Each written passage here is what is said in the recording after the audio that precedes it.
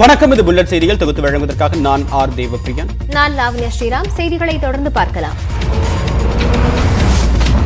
5G அலைக்கற்றை ஏலம் இன்றும் தொடர வாய்ப்புள்ளதாக மத்திய அமைச்சர் தகவல் தெரிவித்துள்ளார். 23 சுற்றுகளாக நடந்த ஏலத்தில் 4 நாட்களில் மொத்தம் 1,49,855 கோடி ரூபாய்க்கு திட்டமிட்டதில் 71 விழுக்காடு அலைக்கற்றை ஏலம் கேட்கப்பட்டிருப்பதாக தகவல் தொழில்நுட்பத்துறை அமைச்சர் அஸ்வினி வைஷ்ணவ் தெரிவித்துள்ளார். நேற்று மட்டும் 7 சுற்றுகளாக ஏலம் நடைபெற்றது. ரிலையன்ஸ், ஜியோ, அதானி, ஏர்டெல் மற்றும் வோடபோன் நிறுவனங்கள் இந்த ஏலத்தில் ஆர்வத்துடன் பங்கேற்றனர். செஸ் ஒலிம்பியாட் போட்டிகளில் முதல் நாளிலேயே இந்திய வீரர் வீராங்கனைகள் அனைத்து போட்டிகளிலும் வெற்றி பெற்று அசத்தியுள்ளனர். ஆடவர் மற்றும் மகளிர் பிரிவில் மொத்தம் 24 போட்டிகளில் இந்திய வீரர்கள் 6 அணிகளாக முதல் நாளில் களம் கண்டனர். இதில் 24 போட்டிகளிலும் இந்திய அணியினர் அபாரமாக வெற்றி பெற்று அசத்தியுள்ளனர்.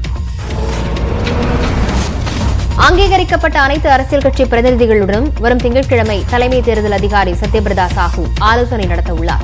இந்த கூட்டத்தின் போது வாக்காளர் பட்டியலுடன் ஆதார் எண்ணை இணைக்கும் பணி தொடர்பாக ஆலோசனை மேற்கொள்ளப்பட உள்ளதாக தகவல் வெளியாகியுள்ளது. புதிய கல்விக் கொள்கை இளைஞர்களுக்கு மிகப்பெரிய சுதந்திரத்தை வழங்கியிருப்பதாக பிரதமர் நரேந்திர மோடி கூறியுள்ளார். அண்ணா பல்கலைக்கழகத்தின் பட்டமளிப்பு விழாவில் பிரதமர் நரேந்திர மோடி 69 மாணவர்களுக்கு தங்கப்பதக்கம் வழங்கி சிறப்பித்தார். நிகழ்ச்சியில் ஆளுநர் RN ரவி, முதலமைச்சர் மு க ஸ்டாலின், உயர்கல்வித்துறை அமைச்சர் பொன்முடி, மத்திய அமைச்சர் எல் முருகன் உள்ளிட்டோர் பங்கேற்றனர். விழாவில் பேசிய பிரதமர் நரேந்திர மோடி இளைஞர்கள்தான் இந்தியாவின் வளர்ச்சி எஞ்சின் என்று குறிப்பிட்டார். அண்ணா பல்கலைக்கழக பட்டமளிப்பு விழாவுக்கு பிறகு சென்னையிலிருந்து அகமதாபாத் புறப்பட்ட பிரதமரை விமான நிலையத்தில் ஆளுநர் RN ரவி, முதலமைச்சர் ஸ்டாலின், அமைச்சர்கள், பாஜக நிர்வாகிகள் மற்றும் பன்னீர்செல்வம் உள்ளிட்டோர் வழி அனுப்பி வைத்தனர். இதையடுத்து பன்னீர்செல்வம் செய்தியாளர்களை சந்தித்தார். அப்போது அதிமுக பொதுக்குழு விவகாரம் குறித்து எழுப்பப்பட்ட கேள்விக்கு மீண்டும் தர்மம் வெல்லும் என்று பதிலளித்தார். அத்துடன் எடப்பாடி பழனிசாமியுடன் மீண்டும் இணைய வாய்ப்பு இருக்கிறதா என்ற கேள்விக்கு பதிலளிக்காமல் அங்கிருந்து புறப்பட்டுச் சென்றார். பாரத பிரதமர் அவர்கள் உடல்நிலை எப்படி இருக்கிறது என்று கேட்டார்கள். நன்றாக இருக்கிறது என்று சொன்னேன். உடல்நலத்தை நன்றாக கவனித்துக் கொள்ளுங்கள் என்று பொதுக்குழு கூட்டினதுக்கு அந்த வழக்கு இங்க விசாரிக்கப்படும் சொல்லியிருக்காங்க. இது உங்களுக்கு சாதகமான உத்தரவா பாக்குறீங்களா? தர்மத்தின் வாழ்வதனை சூது தவும், மீண்டும் தர்மம் வெல்லும் வெல்லும் வெல்லும். 2021-2022 நிதியாண்டுக்கான வருமான வரி கணக்கு தாக்கல் செய்வதற்கான அவகாசம் நாளையுடன் நிறைவடைகிறது. நாளை தினத்திற்கு பிறகு டிசம்பர் மாதம் வரை அபராதத்துடனேயே வருமான வரி கணக்கு தாக்கல் செய்ய முடியும் என்று வருமான வரித்துறை அறிவித்துள்ளது. அதன்படி ஆண்டு வருமானம் 5 லட்சம் வரை உள்ளவர்களுக்கு அபராத தொகை 1000 ரூபாய் வசூலிக்கப்படும். ஆண்டு வருமானம் 5 லட்சம் ரூபாய்க்கு மேல் இருந்தால் 5000 ரூபாய் அபராதம் விதிக்கப்படும். அடுத்த முறை நடைபெறவுள்ள ஆசிய கடற்கரை விளையாட்டுப் போட்டிகளை சென்னையில் நடத்துவதற்கு தேவையான நடவடிக்கைகளை எடுத்திடக் கோரி பிரதமர் நரேந்திர மோடிக்கு முதலமைச்சர் மு க ஸ்டாலின் கடிதம் எழுதியுள்ளார். அதில் சென்னையில் ஆசிய கடற்கரை விளையாட்டுப் போட்டிகளை நடத்துவது தொடர்பாக ஆசிய ஒலிம்பிக் கவுன்சிலுக்கு உரிய உத்தரவாதங்களை மத்திய இளைஞர் விவகாரங்கள் மற்றும் விளையாட்டு அமைச்சகம் விரைவில் வழங்கிட உரிய நடவடிக்கைகளை எடுக்க வேண்டும் என்று கேட்டுக் கொண்டுள்ளார். அதிமுக பொதுக்குழு தொடர்பாக நிலுவையில் இருந்த அனைத்து வழக்குகளையும் சென்னை உயர்நீதிமன்றத்திற்கு திருப்பி அனுப்பிய உச்சநீதிமன்றம் இந்த வழக்கில் 3 வாரங்களுக்குள் உத்தரவு பிறப்பிக்க உத்தரவிட்டுள்ளது. கடந்த 11ஆம் தேதி சென்னையில் நடைபெற்ற அதிமுக பொதுக்குழு முடிவுகளுக்கு எதிராக உச்சநீதிமன்றத்தில் பன்னீர்செல்வம் வழக்கு தொடுத்தார். இந்த வழக்கில் தங்கள் கருத்தை கேட்காமல் எந்த உத்தரவையும் பிறப்பிக்க கூடாது என்று கோரிக்கை வைத்த எடப்பாடி பழனிசாமி சார்பில் கேவியேட் மனு ஒன்று தாக்கல் செய்யப்பட்டிருந்தது. முன்னாள் முதலமைச்சர் ஜெயலலிதா சிகிச்சையில் இருந்தபோது அப்பல்லோ மருத்துவமனையில் அளிக்கப்பட்டு வந்த சிகிச்சை தொடர்பாக அறிக்கை அளிக்க எய்ம்ஸ் மருத்துவக் குழு ஆறுமுகசாமி ஆணையத்திடம் அவகாசம் கோரியுள்ளது. ஆகஸ்ட் முதல் வாரத்தில் தங்கள் அறிக்கையை சமர்ப்பிக்க உள்ளதாக எய்ம்ஸ் மருத்துவக் குழு ஆறுமுகசாமி ஆணையத்திடம் தெரிவித்துள்ளது. ஆறுமுகசாமி ஆணையத்திற்கான விசாரணை காலம் வரும் 3ஆம் தேதியுடன் நிறைவடைய உள்ளது. போக்குவரத்து தொழிலாளர்களுக்கான 14வது ஊதிய உயர்வு ஒப்பந்தத்தின் 6ஆம் கட்ட பேச்சுவார்த்தை ஆகஸ்ட் 3ஆம் தேதி நடைபெறுகிறது. ஊதிய ஒப்பந்தத்தை ஆகஸ்ட் 3ஆம் தேதிக்குள் நிறைவேற்றாவிட்டால் வேலை நிறுத்தத்தில் ஈடுபட உள்ளதாக தொழிற்சங்கங்கள் அறிவித்திருந்தன. அதன் அடிப்படையில் பேச்சுவார்த்தைக்கு அழைப்பு விடுக்கப்பட்டுள்ளது. ஏற்கனவே 5 கட்டங்களாக நடைபெற்ற பேச்சுவார்த்தையில் முழு உடன்பாடு எட்டப்படவில்லை என்பதும் குறிப்பிடத்தக்கது. திருவள்ளூர் மாவட்டத்தில் கும்மிடிப்பூண்டி அருகே கண்ணன்கோட்டையில் உள்ள அரசு மேல்நிலைப் பள்ளியில் ஆசிரியர்கள் இல்லாததால் 12ஆம் வகுப்பு படிக்கும் 85 மாணவர்கள் ஒரே நாளில் வேறு பள்ளிகளுக்கு டிசி வாங்கிச் சென்று சேர்ந்துள்ளனர். குறிப்பிட்ட இந்த பகுதிக்கு முறையான பேருந்து வசதி இல்லை என்பதால் ஆசிரியர்கள் பணிக்கு வர முடியவில்லை என்று கூறப்படுகிறது. பல ஆசிரியர்கள் வேறு பள்ளிகளுக்கு பணிமாறுதல் பெற்று சென்று விட்டனர். இதனால் ஒரே நேரத்தில் 85 மாணவர்கள் டிசி பெற்றது சர்ச்சையாகியுள்ளது. இரு வாரங்களாக நாடாளுமன்றம் முடங்கியிருக்கக்கூடிய நிலையில் விலைவாசி உயர்வு தொடர்பாக வரக்கூடிய திங்கட்கிழமை விவாதம் நடைபெறும் என்ற தகவல் வெளியாகியுள்ளது. காங்கிரஸ் எம்பி ஆதிர் ரஞ்சன் சௌத்ரி குடியரசுத் தலைவர் திரௌபதி முர்முவை சர்ச்சைக்குரிய வகையில் பேசினார். இதனால் காங்கிரஸ் பாஜக எம்பிக்களிடையே 2 நாட்களாக வாக்குவாதம் நீடித்தது. இந்நிலையில் நேற்று மக்களவை தொடங்கியதுமே காங்கிரஸ் எம்பிக்கள் அமளியில் ஈடுபட்டனர். தொடர் அமளியால் இரு அவைகளும் பிறகு ஒத்திவைக்கப்பட்டன. அமெரிக்காவின் கென்டக்கி மாகாணத்தில் கொட்டிய கனமழைக்கு இதுவரை 16 பேர் உயிரிழந்துள்ளனர். அப்லாசியா என்ற பகுதி மிக கடுமையாக பாதிக்கப்பட்டுள்ளது. மீட்புப் பணிகளில் படகுகளும் ஹெலிகாப்டர்களும் பயன்படுத்தப்பட்டுள்ளன. பல சாலைகள் மழைநீரில் அடித்து செல்லப்பட்டுள்ளன. உயிரிழப்பு எண்ணிக்கை மேலும் அதிகரிக்கும் என்றும் அஞ்சப்படுகிறது.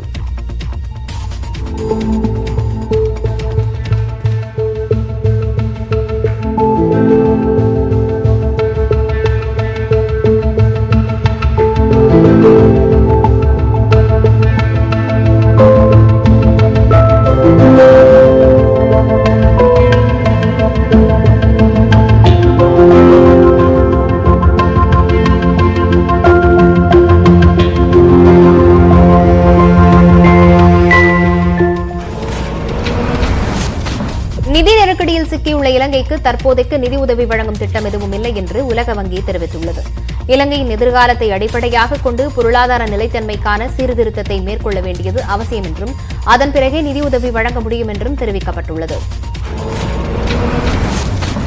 வேலூர் மாவட்டம் குடியாத்தம் அருகே இருசக்கர வாகனம் மீது கார் மோதியது.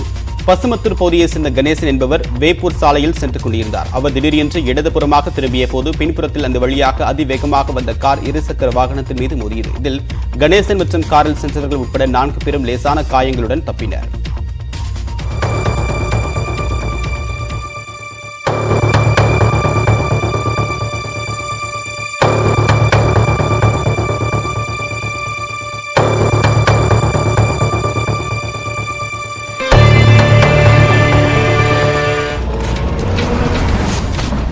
கொடைக்கானல் வத்தலகுண்டு பிரதான மலைச்சாலையில் ஆதார் அட்டை மற்றும் தபால்கள் ஓடையில் வீசப்பட்டுள்ளது சர்ச்சையாகி இருக்கிறது. செண்பகனூர் அருகே ஆதார் அட்டைகள், தபால்கள் உள்ளிட்ட 500க்கும் மேற்பட்ட ஆவணங்கள் கிடந்தது குறித்து போலீசாருக்கு தகவல் அளிக்கப்பட்டது. அவற்றை போலீசார் மீட்டனர். முக்கிய ஆவணங்களை குப்பை போல வீசிச் சென்ற தபால்காரர் மீது நடவடிக்கை எடுக்க பொதுமக்கள் கோரிக்கை விடுத்துள்ளனர். வேலூர் காட்பாடி அடுத்த பிரம்மபுரத்தில் ஒண்டி வீட்டம்மன் கோவிலில் ஊஞ்சல் உற்சவம் வெகு விமர்சையாக நடைபெற்றது. ஆடி மாதம் 2வது வெள்ளியான நேற்று அம்மனுக்கு சிறப்பு அலங்காரம் செய்யப்பட்டிருந்தது. இந்த விழாவில் ஆயிரக்கணக்கானோர் பங்கேற்றனர்.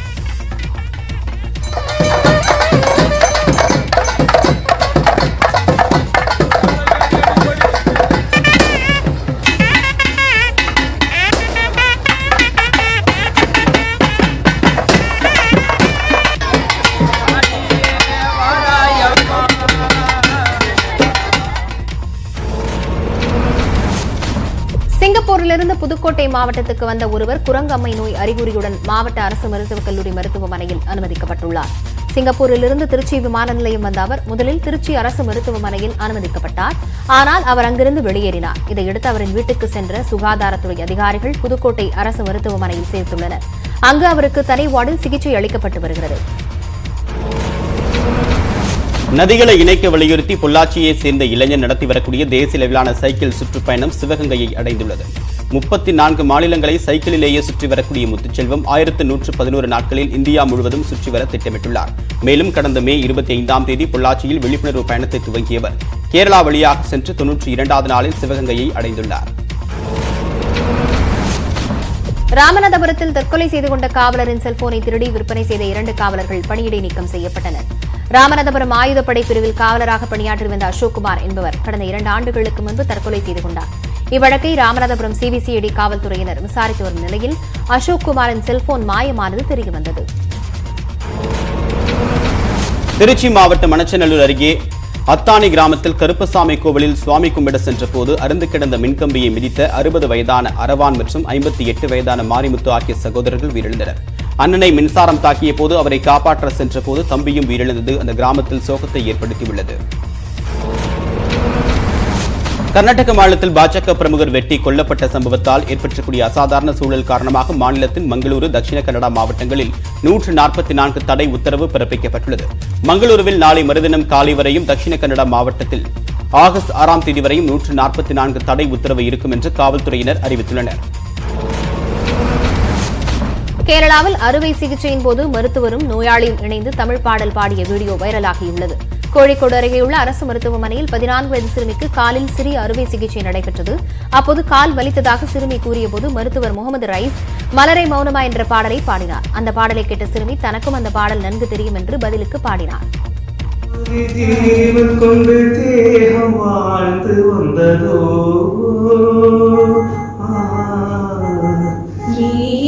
ஜீவன் கொண்டு பார்த்த போது வந்ததோ ஏதோ சுகம் உள்ளூருதே ஏதோ மனம் தள்ளாடுது விரல்கள் தொடவா விருந்தே மார்போடு கண்கள் மூடவா. மகாராஷ்டிர மாநிலம் அந்தேரியில் பாலிவுட் நடிகர் ரன்பீர் ஸ்ரத்தா கபூர் நடிக்கக்கூடிய படத்தின் படப்பிடிப்பு தளத்தில் ஏற்பட்ட தீ விபத்தில் ஒருவர் உயிரிழந்தார். சித்ரகுட் ஸ்டுடியோ பகுதியில் நேற்று மாலை ஏற்பட்ட தீ விபத்தால் கரும்புகை சூழ்ந்தது. 1000 சதுரடி கொண்ட கடையில் தீ விபத்து ஏற்பட்டதாகவும் இரவு 10:35 மணிக்கு தீ முழுமையாக அணைக்கப்பட்டதாகவும் தீயணைப்புத்துறை அதிகாரிகள் தெரிவித்தனர். ஜார்ஜியாவில் விபத்தில் சிக்கிய பாராகிளைடிங் வீரர்களை மீட்க சென்ற காவல்துறை ஹெலிகாப்டர் மலையில் விழுந்து நொறுங்கி வெடித்தது. மீட்புப் பணியில் ஈடுபட்டிருந்த ஹெலிகாப்டரில் 4 வீரர்கள் இருந்ததாக போலீசார் தெரிவித்திருக்கிற நிலையில் அவர்கள் அனைவரும் உயிரிழந்திருக்கலாம் என்றும் அஞ்சப்படுகிறது. உத்தரப்பிரதேச மாநிலம் பாரபங்கி மாவட்டத்தில் நடனமாடியும் பாடல் படித்தும் கல்வி கற்றுத்தரும் ஆசிரியை கவனத்தை ஈர்த்து வருகிறார். சிவானி சிங் என்ற அந்த ஆசிரியை பாடங்களை எளிமையாக புரியும்படி மாணவர்களுக்கு சொல்லித் தருவதால் மாணவர்கள் விடுப்பு எடுக்காமல் ஆர்வத்துடன் கல்வி கற்கின்றனர்.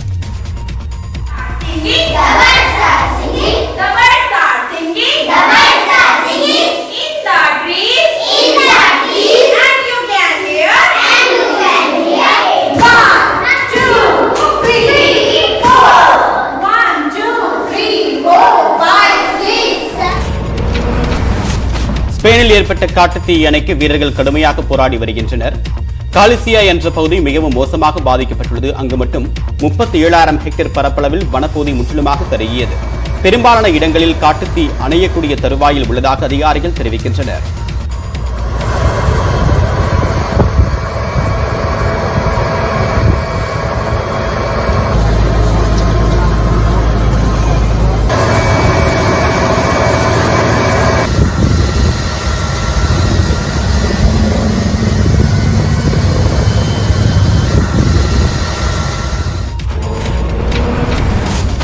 அரிசி, தயிர் உள்ளிட்ட பொருட்களுக்கு ஜிஎஸ்டி விதிக்கப்பட்டதற்கு எதிர்ப்பு தெரிவித்து நெல்லையில் இட்லி மற்றும் சாம்பார் வடை மாலையுடன் மார்க்சிஸ்ட் கம்யூனிஸ்ட் கட்சியினர் நூதன போராட்டத்தில் ஈடுபட்டனர். நெல்லை சந்திப்பு தபால் நிலையம் முன்பு கண்டன ஆர்ப்பாட்டத்தில் ஈடுபட்ட அவர்கள் மத்திய அரசுக்கு எதிராக முழக்கங்களை எழுப்பினர்.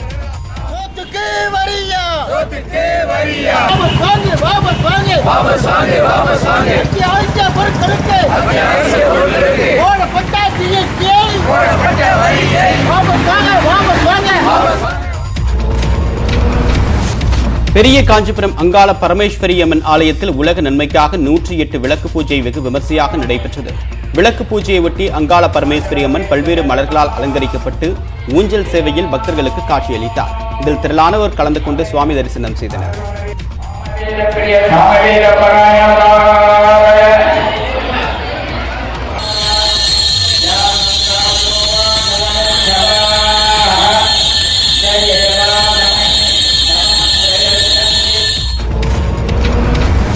திருவள்ளூர் மாவட்டம் திருத்தணி ஜோதி நகரில் வசிக்கும் ஆசிரியை ரமணியின் வீட்டுத் தோட்டத்தில் வாழை மரம் ஒன்று வித்தியாசமாக குலை தள்ளியுள்ளது. வழக்கத்துக்கு மாறாக வாழை மரத்தின் நடுப்பகுதியில் குலை தள்ளியிருப்பதை அப்பகுதி மக்கள் வியப்புடன் பார்த்து செல்கின்றனர். நாமக்கல் மாவட்டம் பரமத்தி வேலூரில் மழைநீர் சேமிப்பின் அவசியம் குறித்தும் பிளாஸ்டிக்கை தவிர்க்கவும் வலியுறுத்தி விழிப்புணர்வு பேரணி நடத்தப்பட்டது. தேசிய மாணவர் படையினர் மற்றும் பேரூராட்சி தூய்மை பணியாளர்கள் இந்த பேரணியில் பங்கேற்று விழிப்புணர்வு பதாகைகளை ஏந்திச் சென்றனர். அரசு பள்ளியிலிருந்து புறப்பட்ட பேரணி முக்கிய வீதிகள் வழியாக மீண்டும் பள்ளி வளாகத்தை வந்தடைந்தது.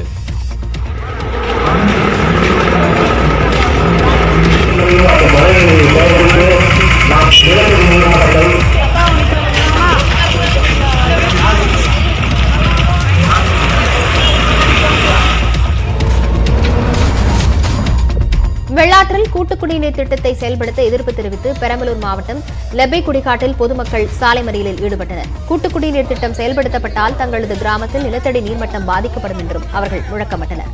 பெரம்பலூர் அகரம் சிசூர் சாலையில் பேருந்து நிறுத்தம் அருகே சாலை மறியலில் மக்கள் ஈடுபட்டதால் அங்கு போக்குவரத்து பாதிக்கப்பட்டது.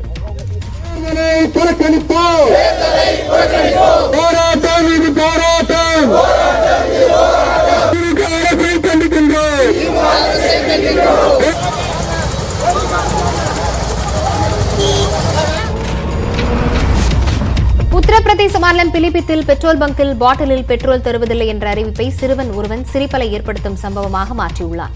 இருசக்கர வாகனத்தின் பெட்ரோல் டேங்கை கழற்றி சைக்கிளின் கேரியரில் வைத்து எடுத்து வந்த சிறுவன் இப்போது பெட்ரோல் போடுங்கள் என கூறியுள்ளார். மறுப்பு கூற முடியாத பெட்ரோல் பங்க் ஊழியர்கள் அவருக்கு பெட்ரோல் அளித்தனர். बोतल डिब्बे में पेट्रोल नहीं मिलेगा। भाई जी, भाई इधर देखियो, बोतल डिब्बे में नहीं मिलेगा तो क्या लेके आए? भाई पूरी टंकी खोल लाया है भाई।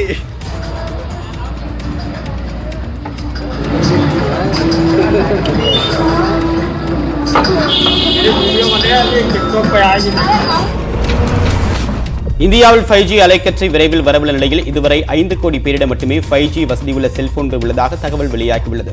நடப்பு நிதியாண்டில் 2வது காலாண்டில் 5G செல்போன்களின் இறக்குமதி 29 விழுக்காடு அதிகரித்துள்ளது. ஆப் பைக் என்ற நிறுவனம் வடிவமைத்திருக்கக்கூடிய R22 எவரெஸ்ட் ரக மின்சார சைக்கிள் ஒருமுறை சார்ஜ் செய்தால் 510 கிலோமீட்டர் தூரம் வரை செல்லும் என்று அறிவிக்கப்பட்டுள்ளது. இந்த வகை பைக்குகள் அதிகபட்சமாக மணிக்கு 58 கிலோமீட்டர் வேகத்தில் செல்லும் வகையில் வடிவமைக்கப்பட்டுள்ளது. இதன் விலை இந்திய மதிப்பில் 15 லட்சம் ரூபாய் என்று நிர்ணயிக்கப்பட்டுள்ளது. இந்த மின்சார பைக்கை வைத்து எவரெஸ்ட் மலையையும் ஏற முடியும் என்று அதன் வடிவமைப்பாளர்கள் தெரிவித்துள்ளனர். இத்துடன் புல்லட் 50 செய்திகள் நிறைவு பெறுகிறது. ஒரு சிறு இடைவேளைக்கு பிறகு 8 திக்கும் என்ற பகுதி தொடரும்.